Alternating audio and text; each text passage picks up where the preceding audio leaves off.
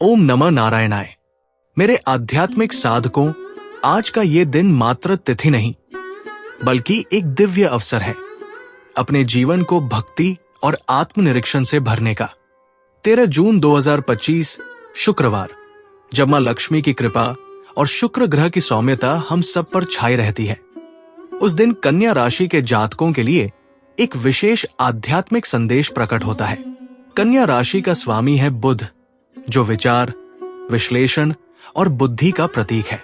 आप जीवन को अक्सर बहुत योजनाबद्ध, तार्किक और साफ दृष्टिकोण से देखते हैं, लेकिन आज का दिन आपसे कहता है, अब मन की बात सुनिए, आत्मा की पुकार को महसूस कीजिए।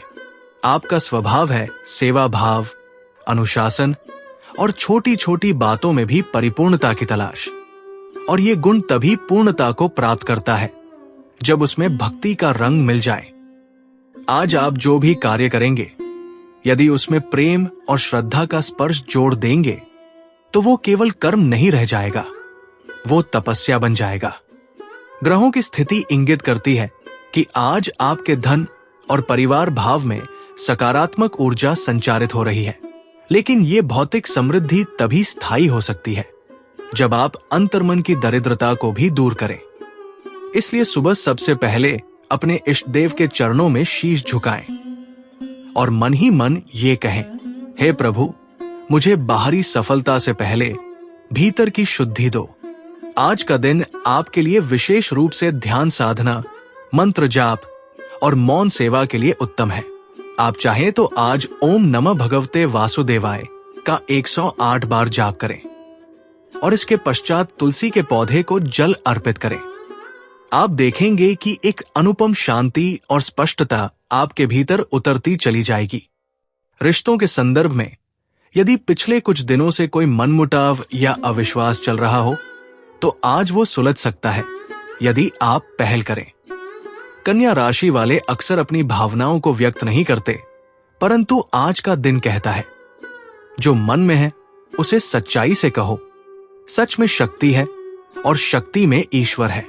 आपके लिए आज का कर्मयोग, किसी बुजुर्ग की सेवा, किसी बच्चे को शिक्षित करने का प्रयास या किसी बीमार की देखभाल, इनमें से कोई भी हो सकता है। ऐसे कर्मों में बुद्धि नहीं, करुणा लगती है और कन्या राशि का हृदय करुणा से भरा हुआ होता है। आज का विशेष संकल्प ले, मैं अपने प्रत्येक कर्म को एक यज्ञ मानूंगा और हर दिन को एक साधना। यही वो दृष्टिकोण है जो आपको केवल सफल ही नहीं, मुक्त भी बनाएगा।